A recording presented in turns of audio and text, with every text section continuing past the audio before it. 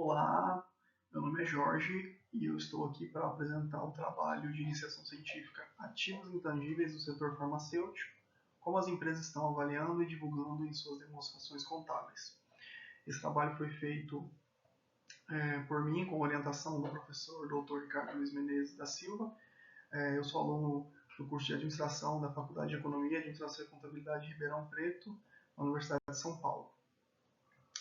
Bom, para começarmos, eu gostaria de dar uma breve introdução e justificar um pouco da ideia do tema.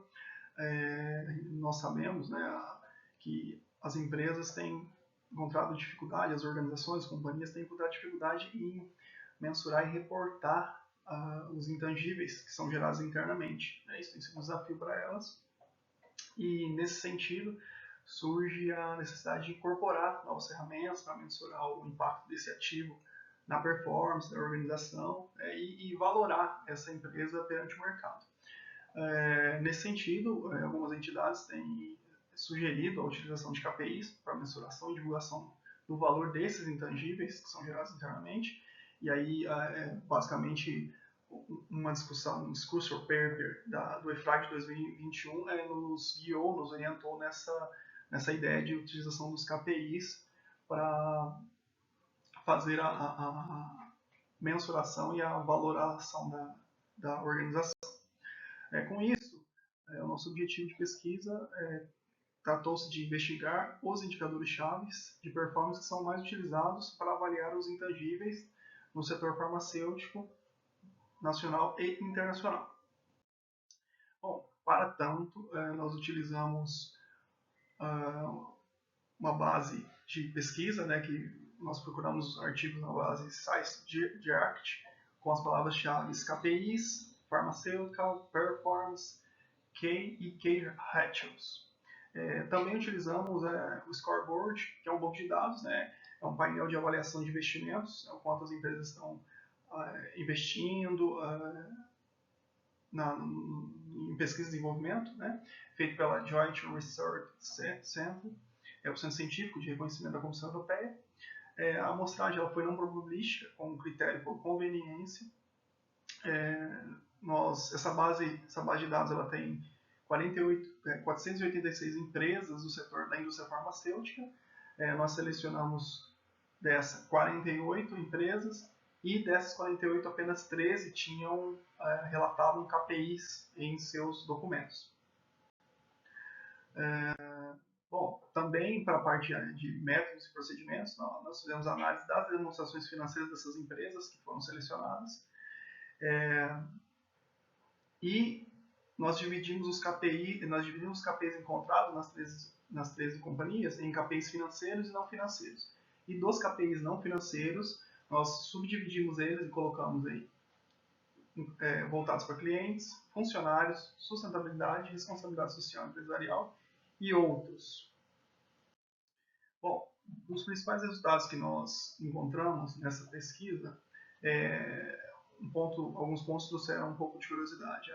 Apesar, nós sabemos, a literatura aponta, e obviamente dentro também dos próprios documentos das empresas, nós nos deparamos que as patentes elas são, de certa forma, ainda mais no setor da indústria farmacêutica, é um tipo de ativo intangível, né, que demonstra produtividade, desempenho, valor do mercado, da corporação.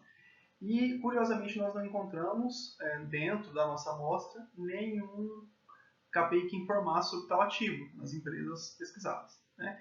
E os KPIs mais encontrados, mais frequentes, foram os financeiros, dos quais destacam-se, né, o PEX e CAPEX, que sinalizam, nesse caso, o percentual de despesas com atividades sustentáveis, como despesa com operação e despesa de capital, respectivamente.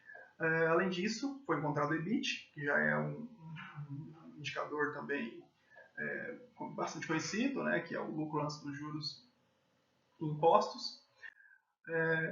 Além disso, nos nossos resultados, nos KPIs não financeiros, nós encontramos com maior frequência o número de funcionários, um KPI também de emissão de gases de efeito estufa do escopo 1 e 2, e Sob o ponto de vista de valuation das empresas, né, já que nós estamos falando aí de uma mensuração, de valoração de algo que está sendo gerado internamente, nós observamos que tanto o KPI OPEX e o CAPEX são muito importantes para fins de avaliação dessa organização. Então, isso é um ponto positivo, né, pois nós utilizamos eles para calcular o fluxo de caixa livre.